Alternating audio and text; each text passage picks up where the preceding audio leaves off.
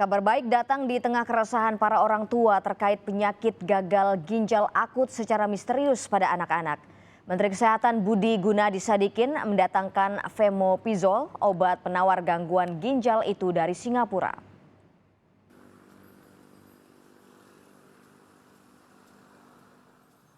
Kementerian Kesehatan telah menganalisis penyebab terjadinya gagal ginjal akut pada anak. Menteri Kesehatan Budi Gunadi Sadikin menyatakan telah mendatangkan obat penawar dari Singapura. Obat ini juga telah diberikan untuk 10 pasien gagal ginjal akut yang tengah dirawat di RSCM. Hasilnya, kondisi anak-anak itu membaik dan menjadi lebih stabil. Setelah didatangkan, pemerintah akan mendistribusikan obat ini ke 22 provinsi dengan temuan gagal ginjal akut pada anak. Namanya Femopizol. Di Indonesia belum ada, jadi kemarin kita ambil dari Singapura, kita hand carry ke sini, kita coba dulu, karena kita dengar kan ini bisa antidotnya istilahnya. Kita coba ke 10 pasien di RSCM. Ya, dari 10 pasien di RSCM ini, ternyata kondisinya jadi stabil, kan biasanya mereka memburuk terus kondisinya kan.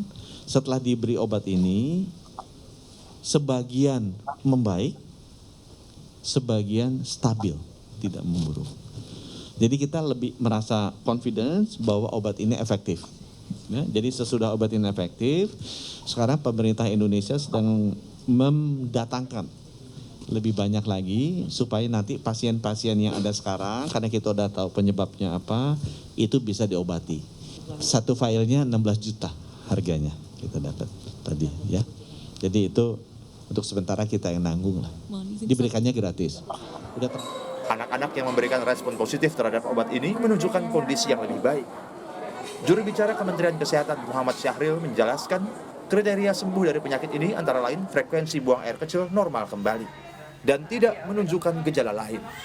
Kriteria sembuh yaitu secara klinis frekuensi buang air kecil dan volume buang air kecil sudah normal kembali.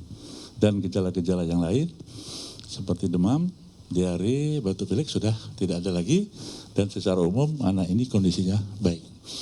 Dan tidak perlu lagi cuci darah yang banyak ditanyakan apakah perlu cuci darah terus-menerus. Tidak. Jadi cuci darahnya pada saat dia terjadi gagal ginjal akut. Sementara itu, tingginya angka kematian dalam kasus ini mendorong sejumlah pihak agar penanganan gagal ginjal akut masuk pada kategori kejadian luar biasa. Seperti yang disampaikan epidemiolog Universitas Griffith Australia, Diki Budiman.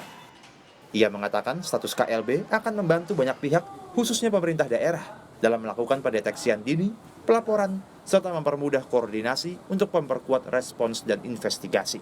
Selain juga kasus kematian yang lebih dari 50% peningkatannya dari kasus-kasus pertama, dan ini sekali lagi sudah memperkuat itu. Selain secara sederhana definisi dari KLB sendiri adalah satu kejadian baik itu wabah ataupun kejadian penyakit yang tidak lazim terjadi sebelumnya. Jadi tadinya tidak ada dalam artian kematian seperti yang kita lihat saat ini.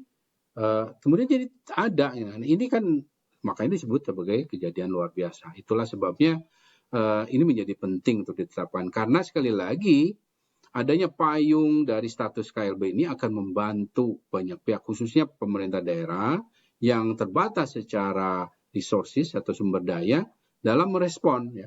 Baik itu dari sisi deteksi dini, pelaporan, merujuk, ya, dan penanganan dari pasien. Karena dengan status KLB ini akan mempermudah koordinasi dan juga dukungan-dukungan lain. Kita berharap pemerintah dapat segera mengatasi permasalahan ini demi mencegah lebih banyak korban dan menjamin kesehatan masyarakat. Terlebih, anak-anak merupakan masa depan bangsa. Tim Liputan Kompas TV.